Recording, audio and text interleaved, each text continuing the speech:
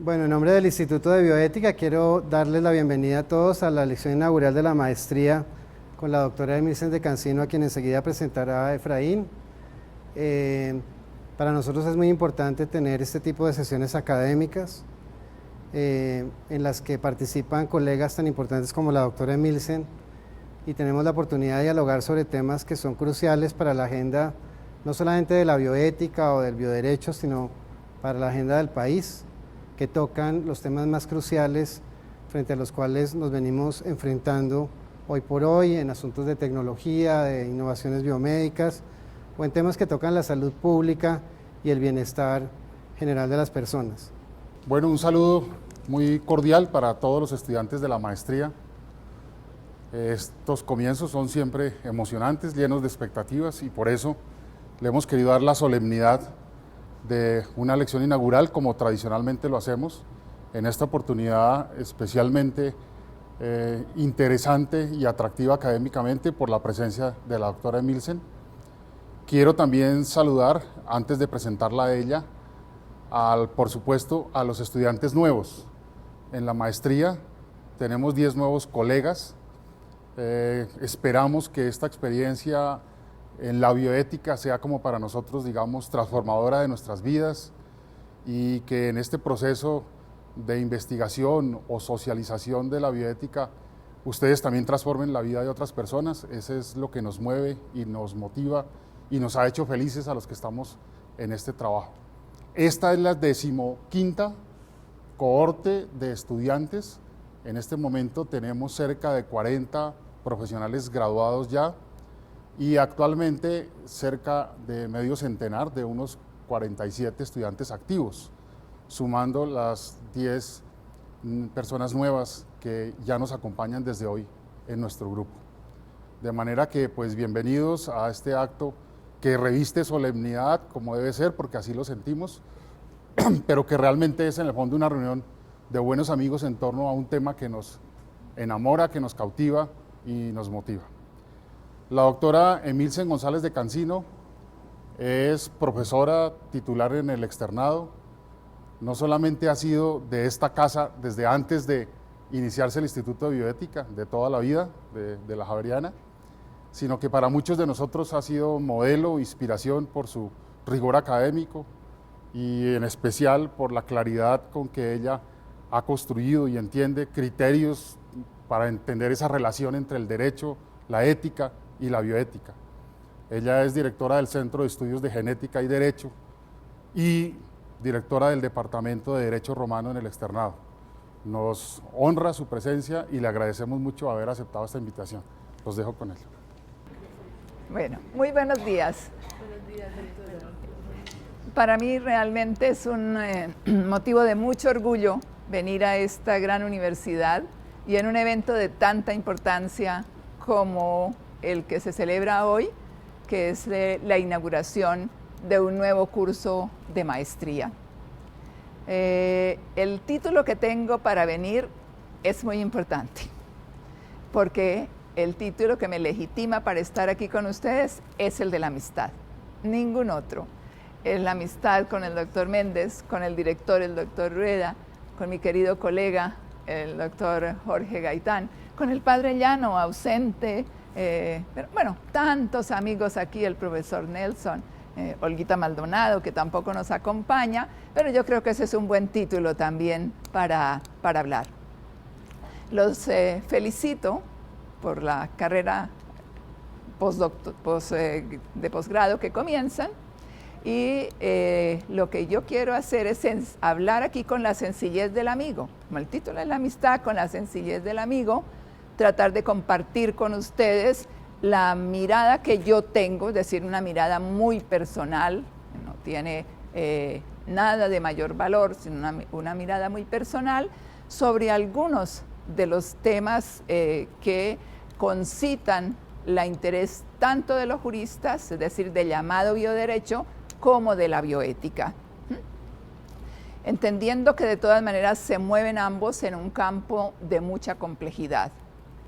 Fíjense ustedes que las reflexiones bioéticas vienen a constituir un campo donde se examinan los problemas, grandes problemas de la vida conceptualmente hablando y grandes problemas de la vida cotidiana, es decir, de la vida que incide realmente en ese transcurrir de los seres vivos y en el caso de hoy que compartiremos algo justamente sobre los seres humanos.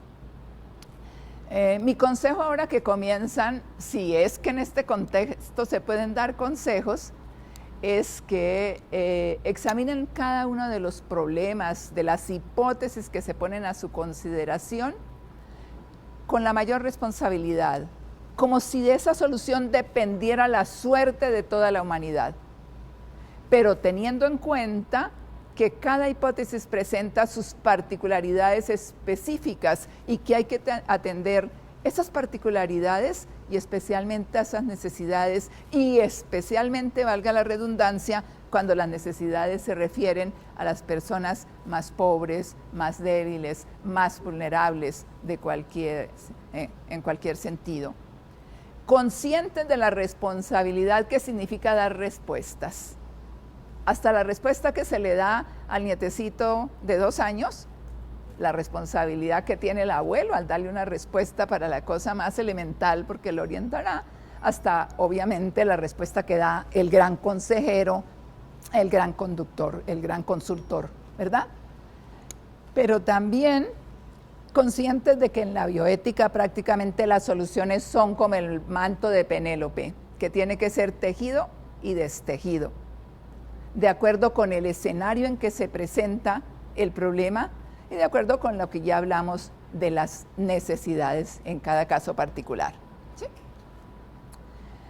De otro lado, pues decimos, ¿cuáles son las relaciones entre la bioética y el derecho? Muchas. En realidad, bioética y bioderecho son nombres nuevos para viejas disciplinas o ciencias o artes o campos de reflexión de la humanidad, que tienen ahora ese prefijo de bio para significar que es algo innovador, que ha habido como un punto de irrupción en esas viejas disciplinas, y es que se contempla la vida en su totalidad, no solo ya la humana, sino la vida en su totalidad. Y por eso las preocupaciones de la bioética ecológica, por el medio ambiente, por los grupos sociales, etcétera, y de otro lado, que son disciplinas multidisciplinarias y, si se quiere, transdisciplinarias. Y por eso, ahora sí, y por eso, sí, ahora está mejor, y por eso resulta interesante que nos juntemos, en este caso juristas y bioeticistas, en otros casos será con antropólogos, con políticos, con economistas, etcétera, porque es un signo de nuestras disciplinas. ¿Ven? Llamo la atención en que tanto derecho, bioética, son obviamente menesteres valorativos. El jurista, lo justo, lo injusto, desde ya oían en la presentación que mi formación como jurista es romanista, entonces desde los viejos juristas romanos, cuya primera ocupación fue distinguir el ius del in ius y el ius del fas, justamente, de lo religioso, de las relaciones con los dioses, ¿verdad? Entonces, siempre estamos valorando qué es justo, qué es injusto, qué es bueno, qué es malo, qué es moral, qué no es moral, etcétera, ¿no? Siempre valoraciones. La bioética en su camino ha llegado a la formulación de principios.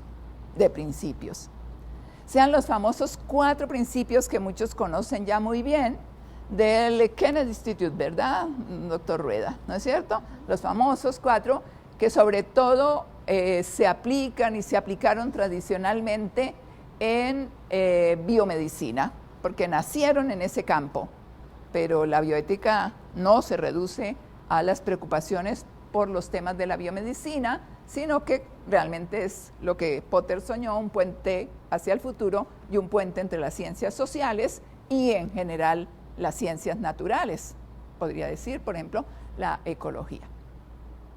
Obviamente esos principios han sido criticados. Por ejemplo, desde los personalistas europeos, por la jerarquía que se establece. No, la bioética norteamericana le ha dado demasiado valor a la autonomía y no a los otros, y no estamos de acuerdo con eso. Es una postura. Muchos bioeticistas latinoamericanos son demasiado cortos esos principios, son para un mundo adelantado. La bioética de la intervención, la bioética de la vulnerabilidad, etcétera, va mostrando otros principios. A pesar de esas críticas, a pesar de esos debates, la dificultad no está en aceptar principios. Es fácil que nos pongamos de acuerdo en que derecho y bioética tienen que respetar la dignidad humana, un principio. Autonomía, que ya los médicos no deben ejercer su profesión basados en el principio del paternalismo, sino en el de la autonomía, etcétera, etcétera, etcétera. El problema está a la hora de construir las reglas, ya para poder aplicarlas a la vida concreta, a los casos concretos. En ese caso, fíjense, el derecho tiene al antiguo también 3 principios. Vivir honestamente, no hacer daño a nadie y dar a cada quien lo que necesita. Que bien pensado coinciden bastante con los principios bioéticos. ¿Cuántas interpretaciones, cuántas adaptaciones se pueden hacer a la hora de bajar de ese universo, de ese firmamento de los conceptos a la vida práctica, el no dañar a nadie? No dañar a nadie es una mera abstención, o en algunas oportunidades nos obligará a intervenir para que otros no sufran daño. ¿Y cuáles las excepciones al principio en la regla? Se puede dañar por el honor y la gloria, como en el boxeo, que se daña y fuertemente. Se puede dañar en defensa propia. ¿Y cuáles los límites del daño entonces? ¿Y solo dañan los individuos? ¿O hay una obligación? Que es una pregunta bioética bien complicada, ¿no? Las personas jurídicas, el Estado, deben tener comportamientos, actuaciones ajustadas a la bioética. ¿O el Estado daña a otros cuando incurre en la corrupción o no persigue la corrupción? Cuando mantiene condiciones indignas de vivienda para los pobres, o condiciones indignas de supervivencia para los internos en las cárceles, etcétera, etcétera. Y la comunidad internacional dañará a otros cuando es presa de los apetitos del mercado de los medicamentos e impide el acceso. Son preguntas muy serias a la hora de las reglas. Y ambos, bioética y derecho, a la bioética y el derecho tienden a hacer reglas, tienden a construir reglas. Las gafas igual las tengo puestas, ¿verdad? No, aquí está. Tienden a hacer reglas, pero es bueno tener en cuenta los diferentes propósitos, los diferentes papeles que cumple el jurista y cumple el bioeticista. No se puede pensar, por ejemplo, que la voz del jurista es la que lleva, vuelvo a repetir, incurro en repetición errónea, digamos, gramaticalmente, pero la que lleva la voz cantante en un comité de ética. Porque el jurista dice, ¿cuáles son los límites que tiene el derecho frente a una actuación? ¿Qué es delito? ¿Qué está permitido? ¿Qué no está permitido? Pero la otra finura y sutileza de la bioética, sí, también puede expresarse hacia el jurista, pero es campo ya de la bioética. Se ha movido, digamos, de pronto hacia el campo de la bioética, aunque en esto no me crean que no hay discusiones, ¿no es cierto? Hay muchísimas discusiones, pero sí son distintas. Realmente las reglas del derecho se proponen mandar, sea como mandatos prohibitivos que son fuertes, e incluso mandatos prohibitivos sancionados fuertemente, ¿no?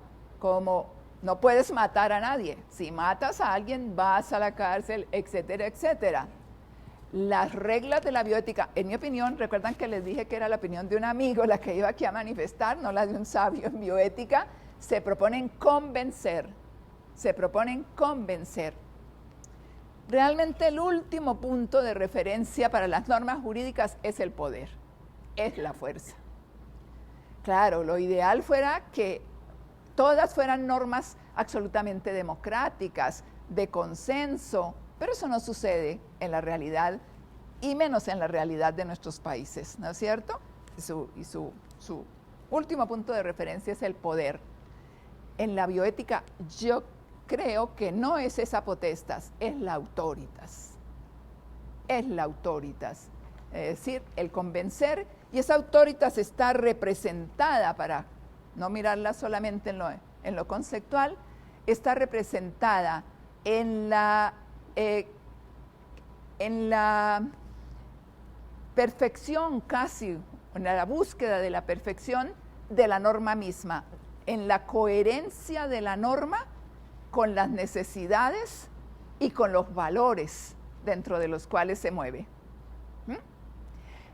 En la credibilidad de las personas que al final la redactan. Habrá alguien que pone en contexto una norma, institución, comité, conjunto de los autores que la redactan, que la dan a conocer, y en la fides que depositamos en ellos, ¿no? Y que se lo depositamos en ellos es porque la merecería. Entonces, pienso que es claro que no pueden ser, aunque los franceses a las normas jurídicas sobre los temas de reproducción asistida, de prohibición de la clonación, de identificación de los individuos por la huella genética, las llaman normas de bioética, pero son normas jurídicas que están en los códigos jurídicos. Entonces, me parece, digamos que esa es mi mirada.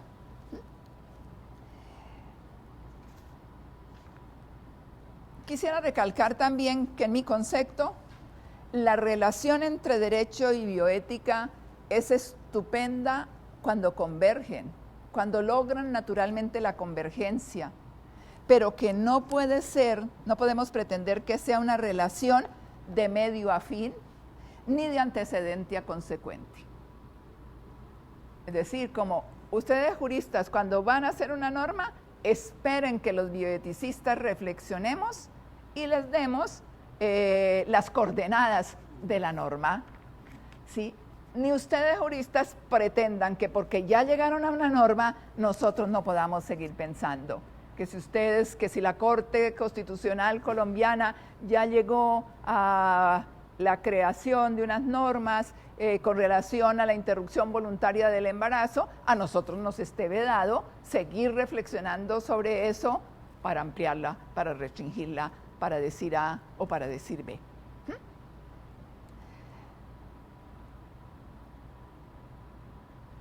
El hombre y su vida. Digamos que íbamos a reflexionar un poco sobre la vida. El tema era bastante comprometedor, menos mal que decía algunas, ¿no? Pero reflexiones sobre la vida, el derecho y la bioética. Un gran interrogante, casi que fundamental, sería, frente a la vida, ¿el derecho debe regularlo todo? Hay un bello libro de Stefano Rodotà que se llama La vida y las reglas, entre el derecho y el no derecho. ¿Hasta dónde interviene el derecho? ¿Es que debe regular todo? La forma de nacer, la forma de morir, la forma de sufrir, es decir, de todo eso íntimo, o dónde el derecho ahogaría la vida al ahogar la libertad, ¿dónde debe detenerse?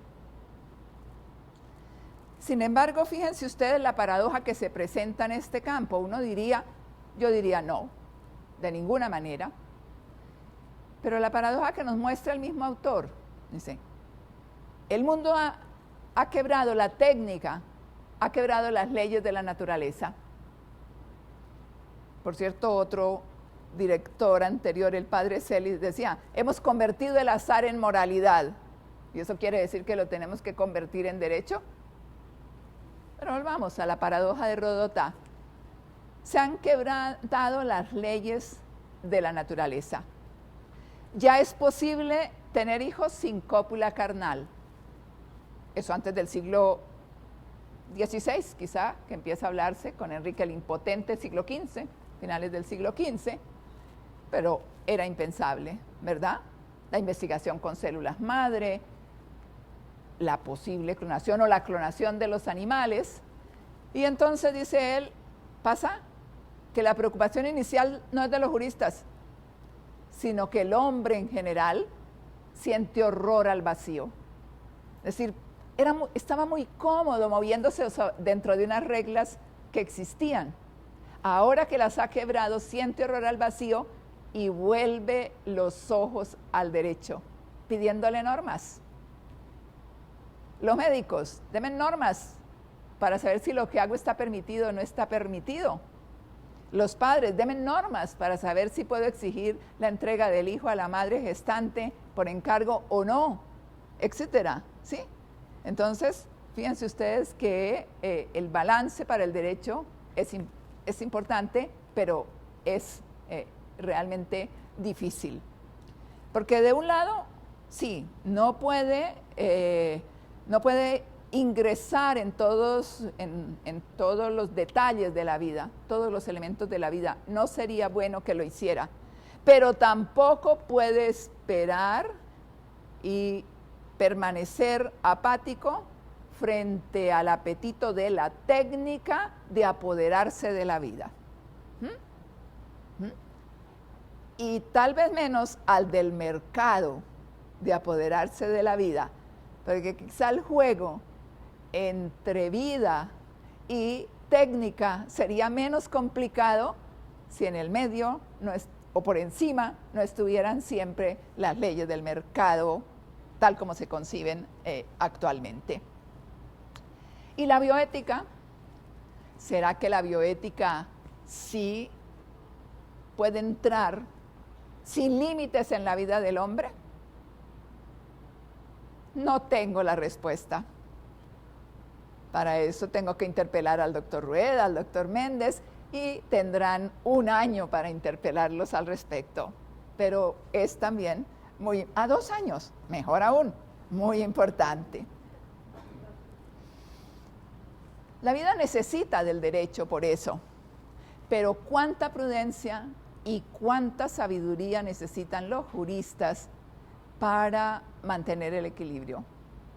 No apoderarse de la vida, pero no dejarla sola. La biotecnología presenta realidades nuevas. Si con esa prudencia y sabiduría se llega a soluciones importantes, surge la armonía. Si no, si falla por cualquier motivo, celeridad, falta de reflexión, prevaricación, etcétera, pues lo que va a surgir realmente es algo muy estridente y de muy mal sonido.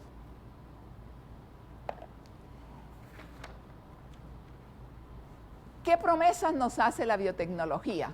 Que valdrá la pena que ustedes las miren en los 2 años y sería estupendo que muchos escogieran sus temas de monografía dentro de este campo.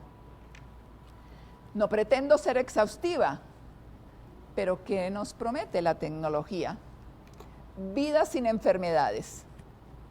Vida sin enfermedades. No, órganos virtuales, por si le falla el corazón, por si le fallan los riñones, ¿a poco dirán por si le falta el cerebro? Chips de nanotecnología.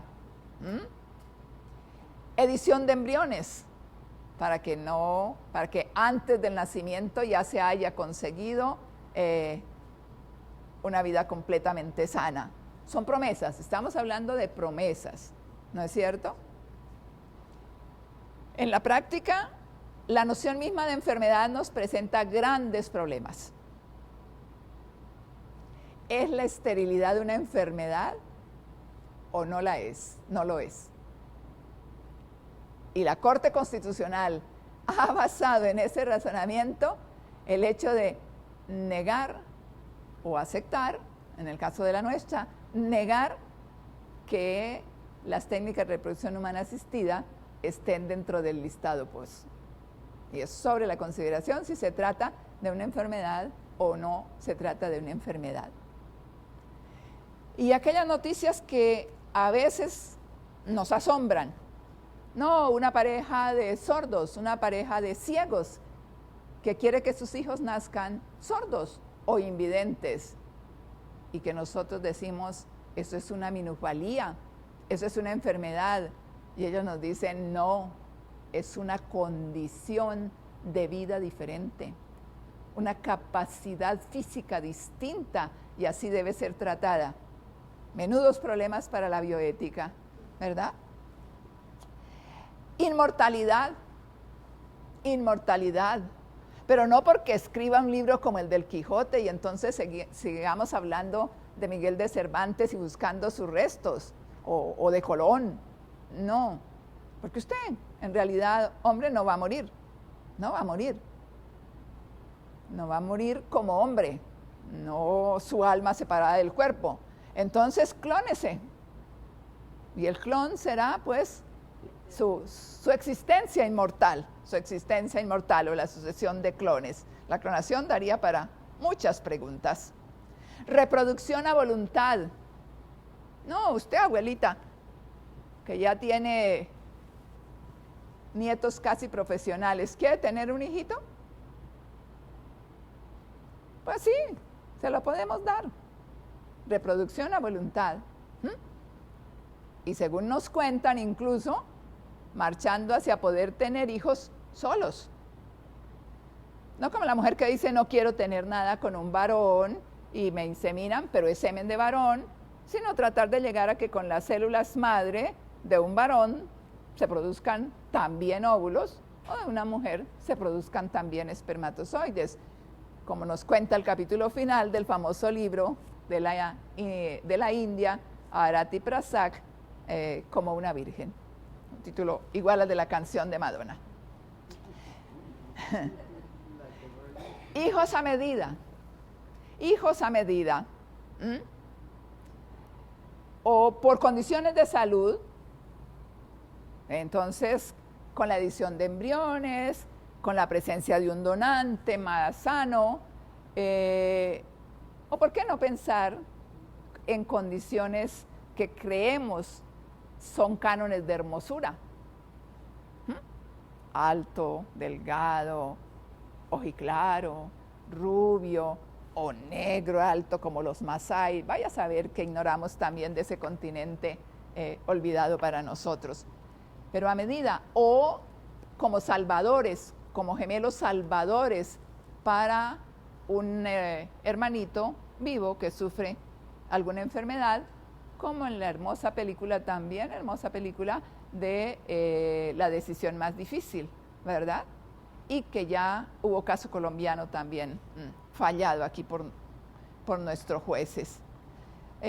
Obviamente superávit de alimentos con los transgénicos, la comodidad imperturbable con la Internet de las cosas y todo eso. Son promesas de la biotecnología.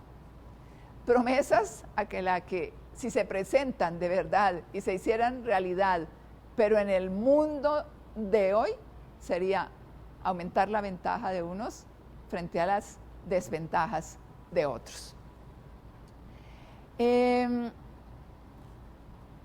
Y cuando tratamos de hablar de lo humano, se nos presenta problema práctico, no el problema de los filósofos, ni siquiera, digamos, el problema de los antropólogos o qué sé yo, de tratar de definir qué es lo que nos hace humanos. El que seamos los que tenemos capacidad de reírnos, inmediatamente nos dicen la hiena también se ríe. Que tengamos capacidad de usar herramientas, pero nos dicen, hay monos que cogen la ramita y abren el coco, pues los hoyitos del coco, y beben la leche, etcétera. Que razonan. Bueno, es importantísimo, pero ¿será que somos los únicos que razonamos? No, pero me refiero a las cosas que vemos. Entonces, ¿qué es realmente lo humano? Alguien ha llegado a decir, es que no hay una característica definitoria, es que hemos dicho que eso es ser humano. Hemos trazado los límites, nosotros también. Dice, no, bueno, y por ejemplo un jurista, ¿cuándo sabe que algo es humano?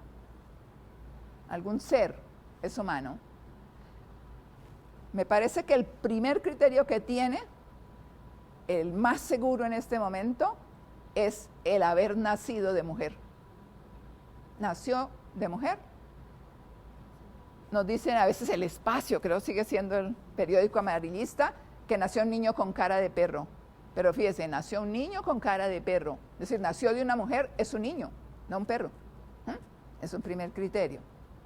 Pero si como también nos cuenta el libro de Prazak, sigue avanzándose tanto en la investigación en úteros artificiales, ese punto se nos diluye. Por eso les decía que las soluciones, los pensamientos, las reflexiones nunca acaban, porque la vida fluye, la técnica fluye, entonces el derecho y la bioética también tienen que fluir, ¿no? Entonces ahí tenemos un problema. Pueden leer también mucho sobre cómo tambalean ahora las características definitorias de la persona humana frente a otras cosas, ¿no?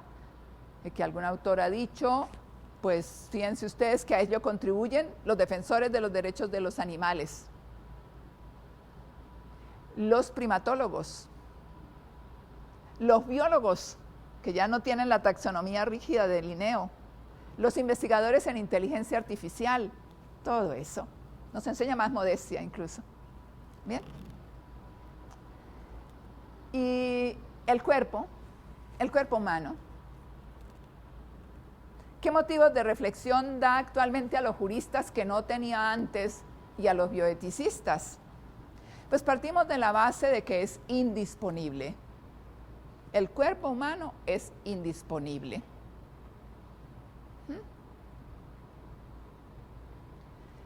Sin embargo, hay excepciones.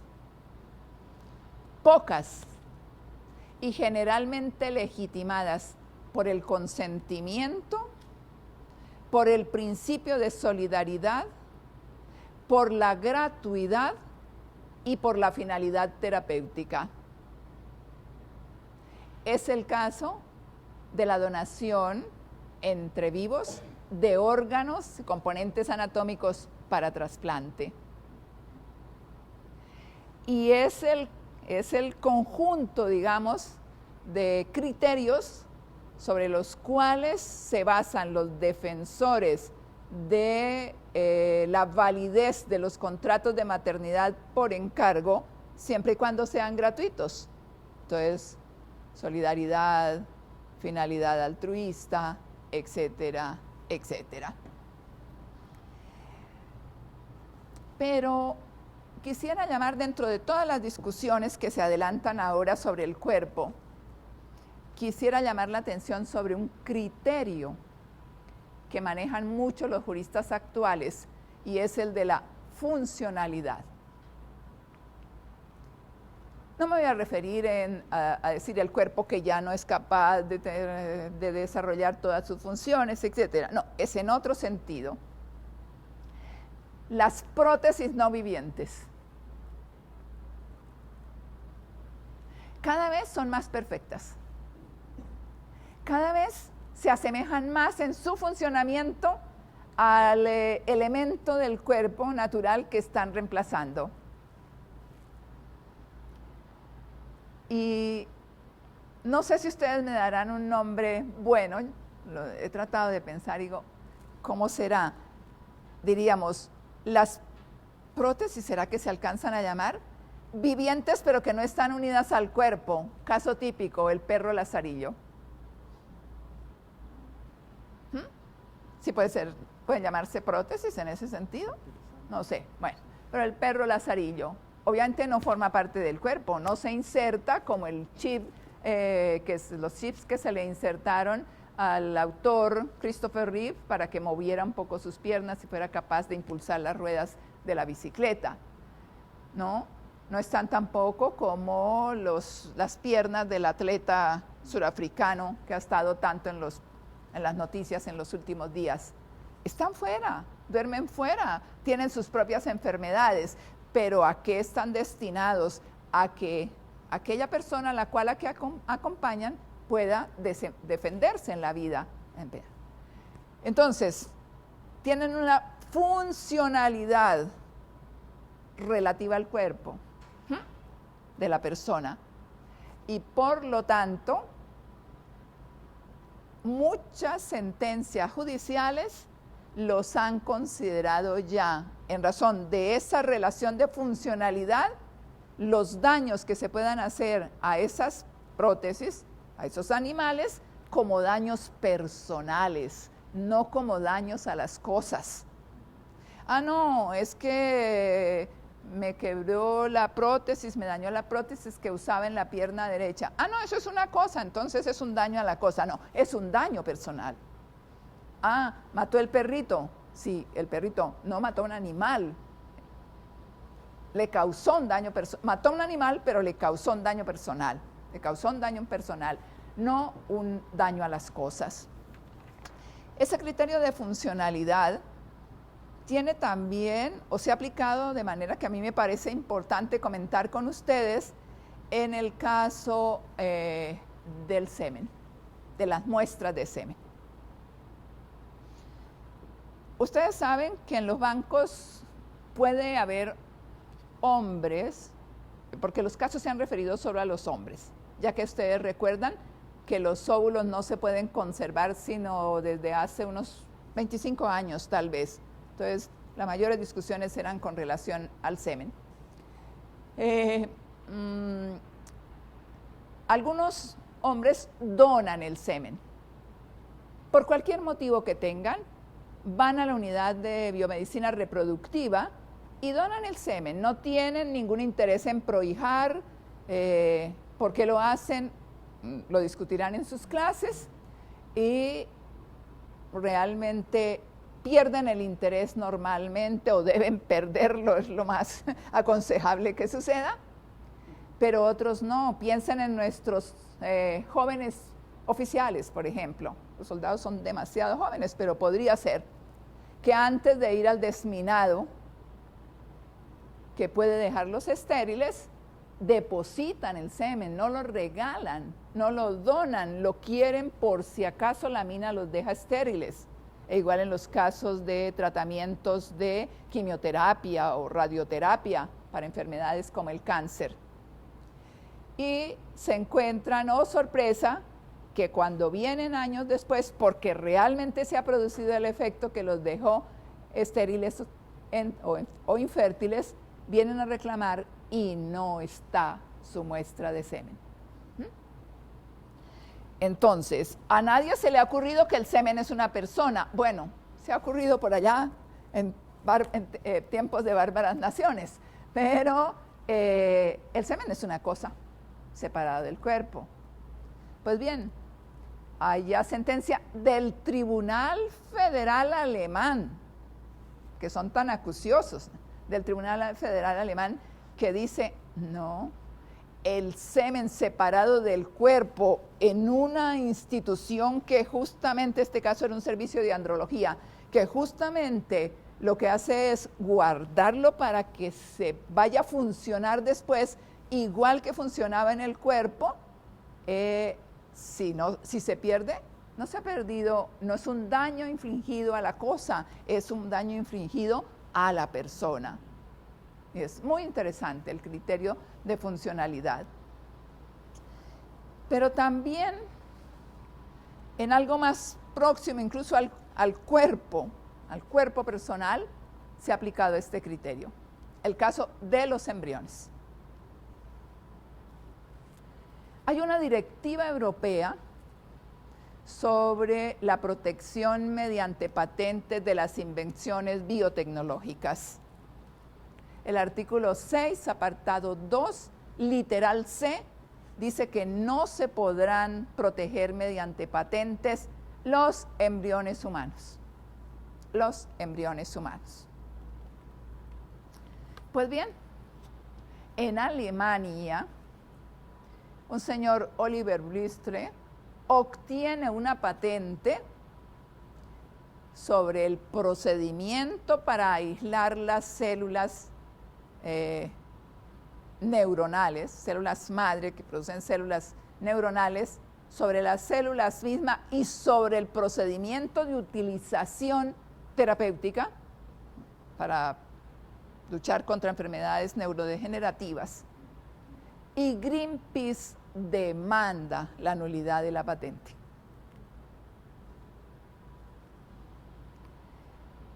Esto llega hasta el Tribunal Federal Alemán, de nuevo, después de las instancias, y el tribunal dice, el concepto que aquí estamos manejando es un concepto que debe tener una definición europea, no una definición alemana.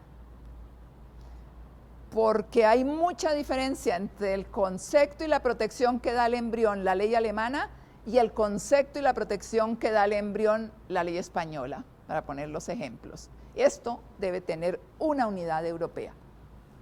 Entonces, pregunta, y una actuación prejudicial, es decir, antes de resolver en el juicio, pregunta al Tribunal de Justicia Europeo de Justicia, no a la Corte de Derechos Humanos, sino al Tribunal Europeo de Justicia, qué debe entender por embrión. Y el tribunal le responde, todo óvulo fecundado por un espermatozoide desde el momento de la fecundación. Todo óvulo no fecundado al cual se ha transferido el núcleo de una célula madura, es decir, un embrión producido mediante el procedimiento que llamamos clonación. Todo óvulo estimulado para que comience a dividirse por partenogénesis, la famosa reproducción meramente femenina, o por lo menos división del óvulo meramente femenina. Es decir, que dijo, el embrión son estas entidades fijándose en cómo se producen, en los elementos que intervienen en la producción, en la obtención. El campo de exclusión de la protección mediante patentes era bien amplio. Pero luego se presentó en el Reino Unido un caso parecido. Una corporación internacional de células troncales, stem cell embrionarias, obtuvo una patente y el jefe de la oficina, de patentes, diseños industriales y marcas registradas pide la nulidad de la patente. Y de nuevo la corte, los nombres en el derecho del common law son diferentes a los nuestros, pero digamos el juez supremo dice, tengo que preguntar una cosa, porque los que defendían la patente decían, nosotros estamos trabajando sobre óvulos no fecundados, sino que empiezan a dividirse mediante partenogénesis, partenots. Vamos a preguntarle si eso también incluye, porque no parece que lo incluya de acuerdo con los considerandos de la opinión prejudicial que había dado en el caso alemán. Y entonces él lo pregunta al mismo tribunal de Estrasburgo, al Tribunal de Justicia, y el Tribunal de Justicia le contesta que esos partenots, vayamos a castellanizarlo, esos partenotes, no son considerados embriones humanos si no tienen la funcionalidad para llegar a ser un ser humano, o no han sido tratados tecnológicamente para llegar a serlo, circunstancia que se deja a la apreciación del juez nacional. el criterio ahora es la funcionalidad. Si pueden llegar a ser seres humanos, son embriones humanos excluidos de la protección mediante patentes. De lo contrario, no. El criterio ahora, en cambio, el criterio de exclusión es más restrictivo. Habrá muchas entidades que a lo mejor merecen el trato de embriones, de acuerdo con los criterios clásicos, pero que ahora no quedarán excluidos de la protección mediante patentes. Entonces ven cómo se mueve, ¿no?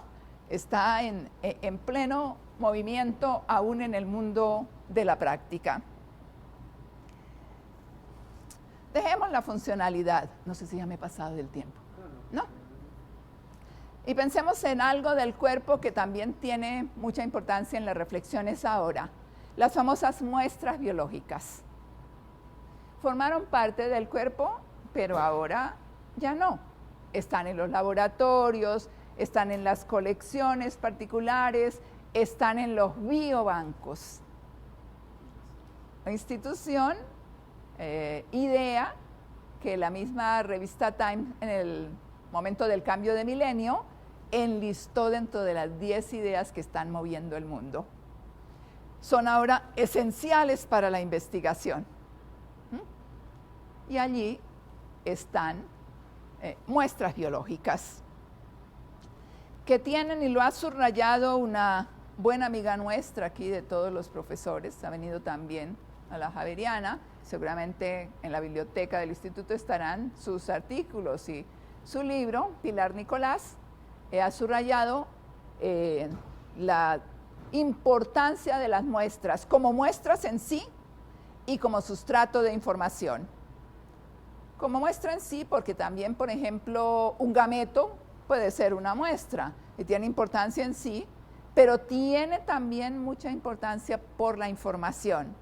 En dos sentidos. Uno que subraya Nicolás, Pilar, que es el sustrato de toda la información del individuo del cual proviene, de toda la información genética.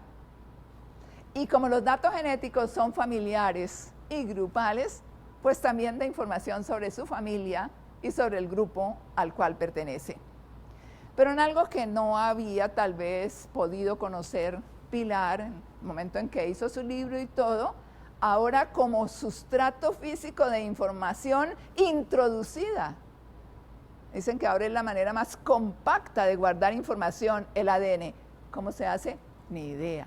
Y no he encontrado todavía quien me lo explique, que me lo tendrá que explicar 20 veces, pero bueno, ya viene, ya se leen los libros.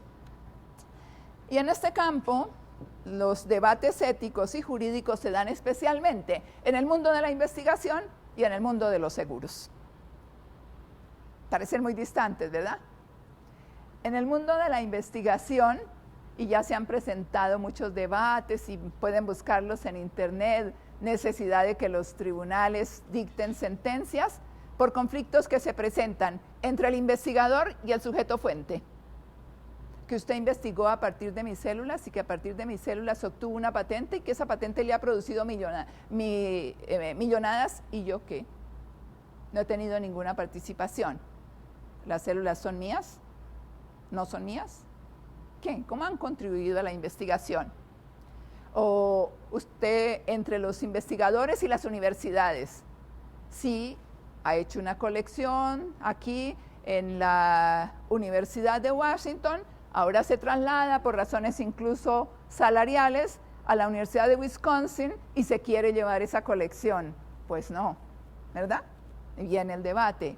O entre asociaciones de pacientes y entidades de investigación, como con relación a Greensburg versus Miami Children's Hospital, ¿verdad? Entonces, realmente ha adquirido mucha importancia y valor, incluso valor monetario, el poder tener estas muestras, la disponibilidad de las muestras, sin que tengamos claro todavía qué naturaleza jurídica tienen, a quién pertenecen y cuáles facultades de disposición se tienen sobre ellas. ¿Por qué? Porque indudablemente una muestra de sangre, pues es una muestra de sangre, pero guarda relación personal con el sujeto en cuanto puede dar mucha información sobre ese mismo sujeto. Y los seguros. ¿Por qué? Los seguros quieren, las compañías de seguros quieren conocer a cabalidad el estado de los solicitantes de pólizas, porque entre más ajustado sea el cálculo, obviamente, mejores sus perspectivas económicas. Pero fíjense ustedes que en ese caso, un análisis genético puede llegar a dar un diagnóstico devastador para el individuo, con una pregunta ética fundamental. Se ha hecho desde los comienzos de la investigación biotecnológica. ¿Es ético diagnosticarle a una persona asintomática una enfermedad que lo atacará en la cuarta década de la vida, ahora que tiene 20, y para la cual no le podemos ofrecer ningún tratamiento?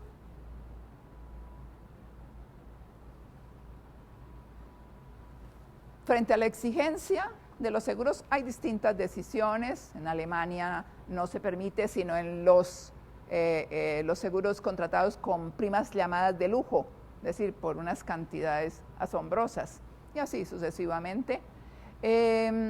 Claro, podríamos tomar muchas posturas, como en casi todos los temas jurídicos y éticos. Podríamos decir, no, pues debe ser así, porque si hay mejor cálculo, todos los asegurados van a salir favorecidos, porque las primas pueden mantenerse bajas, y nos hacemos esa ilusión. Por otro lado, podemos decir, no, porque lo que está en balance es mayores ganancias de la empresa, que no reportan frecuentemente pérdidas, y del otro, el lesionar de una manera realmente importante el individuo con el conocimiento que se le da como certero, aunque los datos son predictivos. ¿Predictivos en qué medida? Será otra discusión. Pero entonces, claro, algunas finalmente se presentan siempre, pero ¿cómo? ¿Más graves o menos graves? Porque no todas afectan, ¿no?, de la misma manera a las personas. Entonces, fíjense ustedes cómo pensar solamente sobre el cuerpo nos deja un inmenso campo de posibilidades. Y el mercado se sentirá aludido por estas reflexiones. Por lo menos tendríamos que hacer lo posible. Creo que la despedida, para esperar sus preguntas, las voy a leer.